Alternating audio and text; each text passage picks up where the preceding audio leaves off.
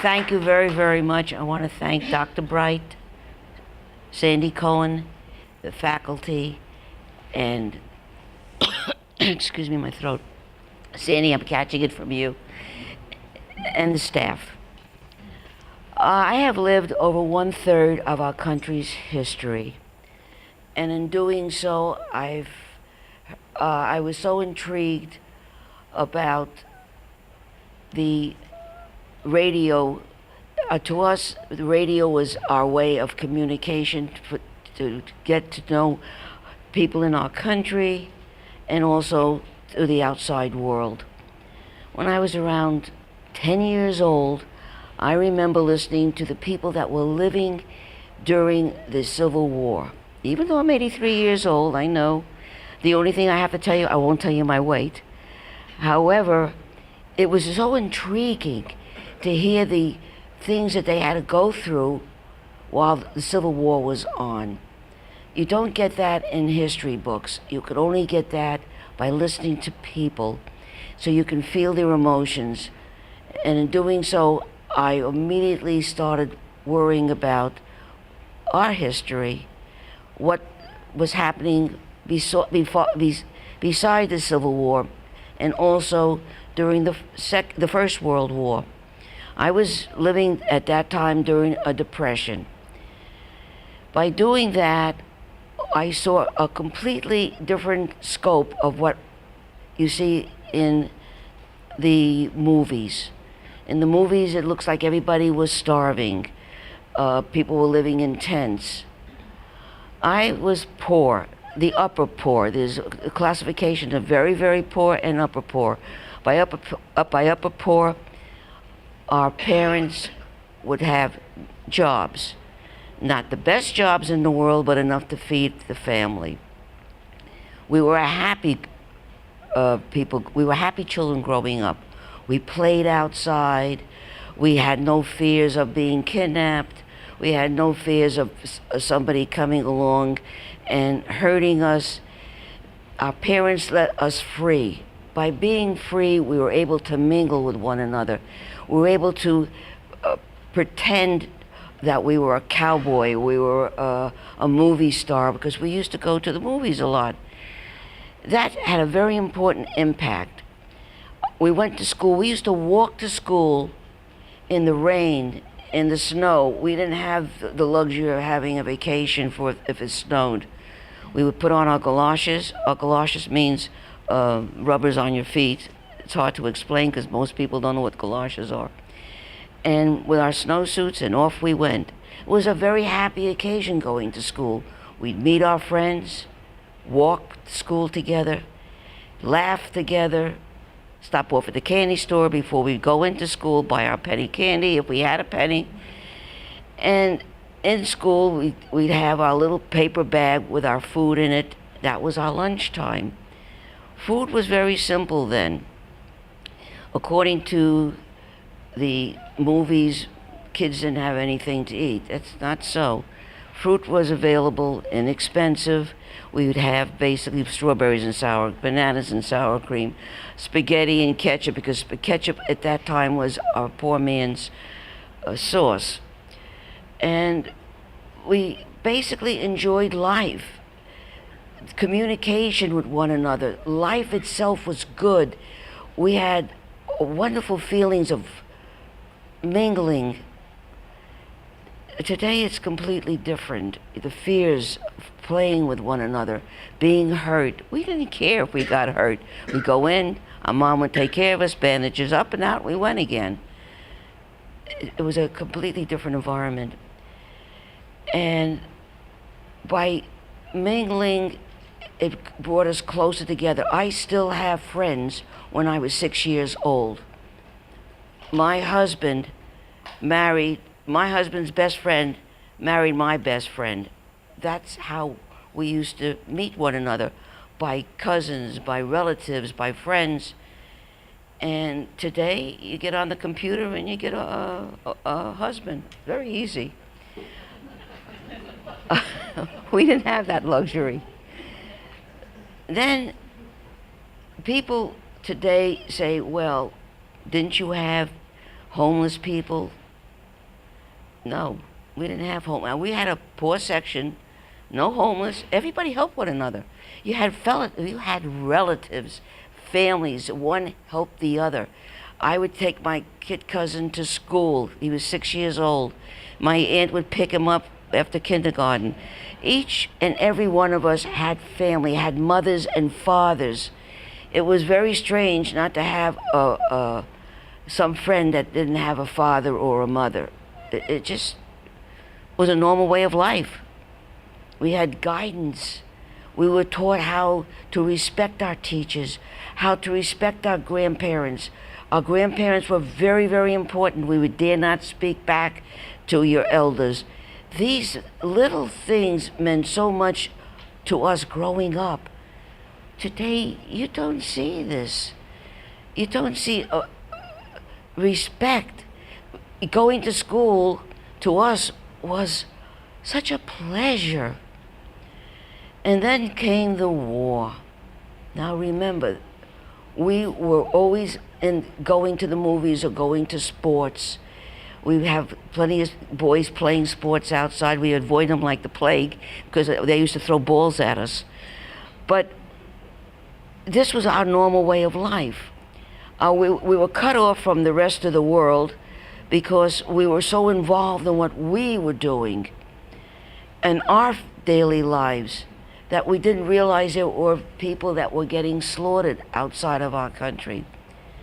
And suddenly, because we did not have our military like we used to have, our administration at the time believed in cutting our military. So because of the Depression, they figured we didn't need the military, so they cut it down. And all of a sudden, we get attacked some Sunday morning. I'll never forget that day as long as I live. We were sitting outside on the bench talking to one of the boys, and we were thinking of going ice skating, which I live right next to a park. And we heard the Japanese attack Pearl Harbor. Who ever heard of the Japanese? We never thought of the Japanese. I mean, was a foreign country. How dare they attack us? And everybody was astounded. What happened was everybody became mobilized. We became so one country, one people. The boys were going crazy. They were signing up like wildfire. But what do? We have no equipment to fight them. Don't worry. Our factories immediately started turning into war effort. Cars were being not produced. Washing machines, refrigerators were not being produced. Immediately they started building ships, tanks, ammunition, every conceivable thing that we needed to fight our miserable enemy. And the women played such an important part of our environment. They got immediately involved in going and working in the factories. The factories worked 24 hours round the clock. In fact, the women gave up their nylon stockings so we could have parachutes for the boys. It was very critical. And they would go ahead and paint their seams on the back of their feet to show that they were wearing stockings. Because stockings at that time, nylon stockings, had a rim in the back. And immediately, the government put in rationing. Our food had to be turned to the military. The military had nothing. So we had rationing for shoes. Shoes were 2 pairs a year. Gas, butter, meat, canned fish, you name it, we were rationed. But it didn't mean anything. We were not suffering because we knew our boys and our women were going to be taken care of to fight those enemies that we had, Germany and Japan. We declared war on Germany the next day, and we were in a full-blown war. And the people You have never seen such enthusiasm, such patriotism. I only wish to God that we get that patriotism back now, because it was such a warm and inspiring feeling that you can never get again. I mean, I see it's not here today, and it breaks my heart because we have such a wonderful country. And if we could only unite the people like we've had during the Second World War, we can take on anybody. And I look back and I say, thank God I grew up when I did. We had the love surrounding us. And to me, that is so critical. I only wish that people realize that computers don't bring the closeness that human beings bring. And each and every one of us should cherish our background, because we do have a wonderful, wonderful country, and we have wonderful people. If they can only unite, we're all one. And if by doing that in our minds, we can encounter anything. And please read my book, because I bring back the past and I compare the past to the present. And if I can have anything to do with uniting our country, because my generation is going, in 10, 15 years from now, you'll be saying, just like I'm saying now, remembering the Civil War people, that what they had to encounter. And I would like you to realize what we encountered, how we saved the USA. My generation saved the USA, and I only hope you appreciate what we have done. And I thank you, and if there's any questions, please, I'm here to answer any questions you have to ask. On behalf of Dr. Bright, we'd like to give you a little certificate for coming and talking to us. Barbara Thank you. will answer any questions that you have. You can purchase her book. There's an e-book for $3.99, and then there's a book that she's selling. It's a soft-covered. She's been holding it the whole time, but she will relinquish this, I think. It's $12.99 plus tax, and then she will be signing the book after you purchase it. So we're open for questions. We'll leave right here. Any questions that you might have, okay, for her. By the way, in case you look around, I invited some of my neighbors because I thought they would get an understanding, they're in the same age as Barbara is. So I'm sure if you had anything to add, you can share that with us. And I appreciate you coming, neighbor Sue. Any questions that you have for Barbara before we let her get something to eat and sign the book? Laura. I want to thank you for coming. Where were you living in the United States? I grew up in East New York, in the Jewish section of Brooklyn. And then when I was 16 years old, after the war, everybody basically, because they couldn't spend any money on anything, they all accumulated little dollars and they started moving out, and my parents moved to Flatbush. And so I had another different type of living. I was living amongst the Irish, the Italians, and only a few Jews on our block. But that was a whole different transition of growing up in Brooklyn. And before I go any further, I want to thank you, Sandy, very much. I want to thank St. Pete College for giving me this wonderful certificate. Any other questions? Yes. Yeah, I was just wondering, you spoke of the tent cities and like we see on the films and other things. I believe there was a large contingent of people sort of living in temporary housing, if you will, in or around Central Park. Did you ever have any occasion to go there, or was that forbidden for children, or do you have any recollection of that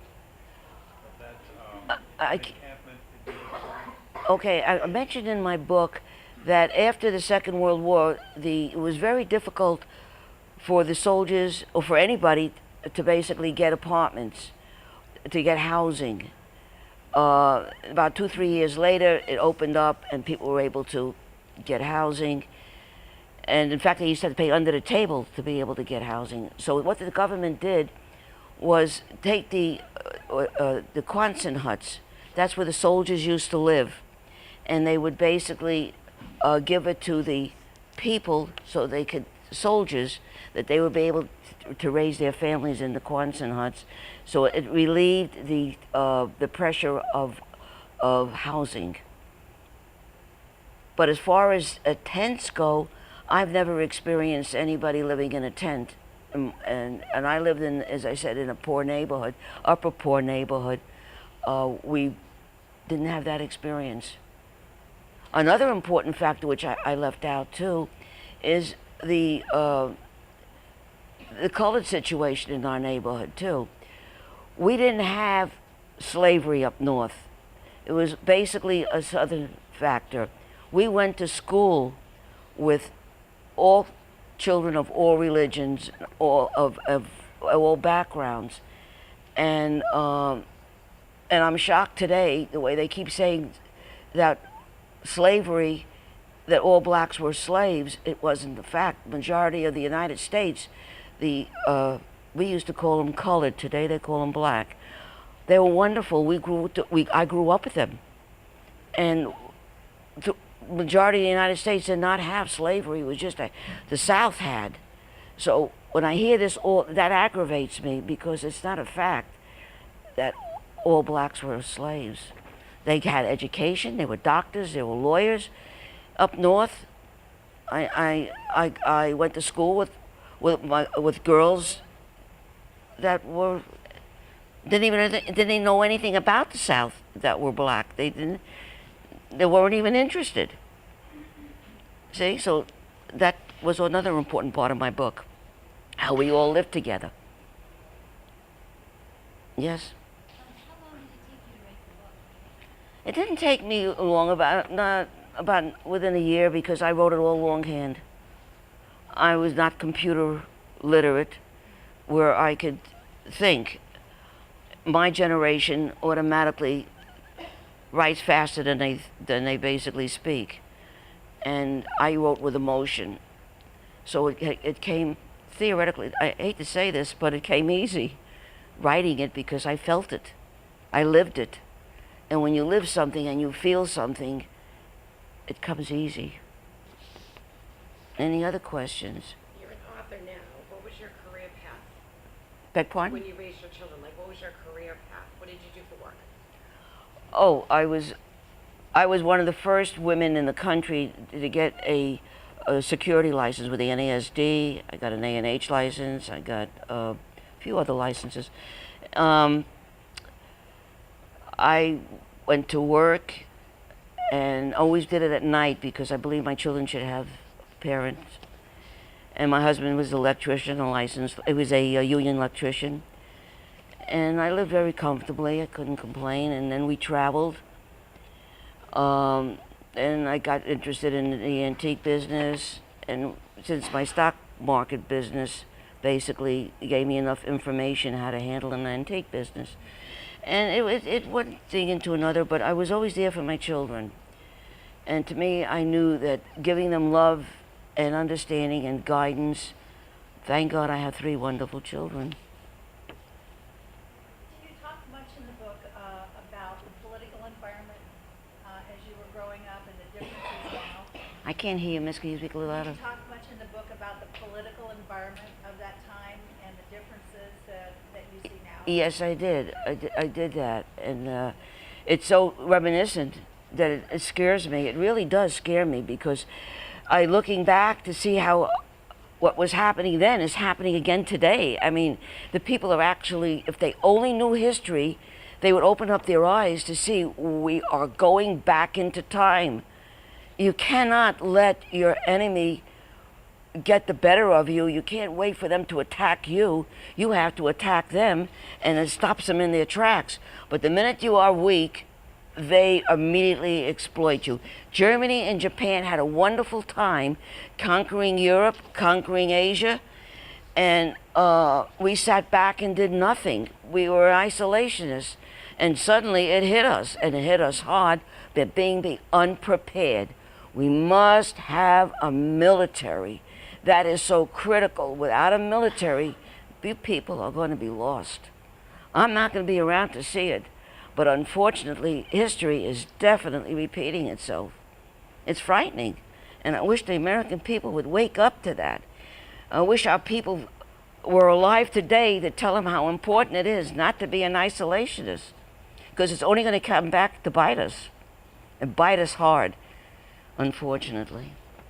I'm sorry, I get emotional when I speak like that. Is there any other questions? Yes, and I can't hear you in the back. Sandy, I can't hear you. Stories about the Civil War. Could you share with us some of the Oh, yes. you remember hearing about the Civil War that you read about or heard about on the radio? Yes. You know, people think that the Civil War, it was war, men fighting, and they used to go out of their homes, take their chairs, and sit down and watch the battle. It's inconceivable. I couldn't believe what I was hearing, that if the battle of the North and the South were fighting, they would be having their lunch and whatever, they would snack on it, and they were watching the battle. Can you picture watching a battle, sitting down and watching it? They did that. And Abraham Lincoln, there was one little girl speaking about Abraham Lincoln. There weren't that many people at Abraham Lincoln's speech. It came out afterwards in the papers what he stated. And Abraham Lincoln was not liked, unfortunately. And another important factor is the North resented the fact, like I brought out, that slavery was not up north. That's why a lot of boys, a great many thousands of boys died because they did not believe in slavery. And it looks, so the whole thing is so twisted. And at the time, our school system spoke a lot about the Civil War, about the First World War. And you don't hear about it today. If you ask a kid today who's the 16th president of the United States, they won't even know. They won't even know who the first president of the United States was. It's wrong. We have to educate our children about our history, because history repeats itself. History makes men and women. And unfortunately, we're losing it. I have to say this. My generation will tell you, we're losing it. We're losing our children. They're so absorbed in their electronics. The sight of a telephone, if they should happen to lose their telephone, they go bananas. We didn't even have any phones. If you had to get a phone, you had to run to the candy store, or wherever you are, you'd have a telephone booth. Do you ever see any telephone booths around now? No. If you need help, you'll say, and if you don't have your phone on you, I need help. Immediately somebody will say 911. We didn't have that luxury. We didn't even have 911. We had people that would help you if you fell.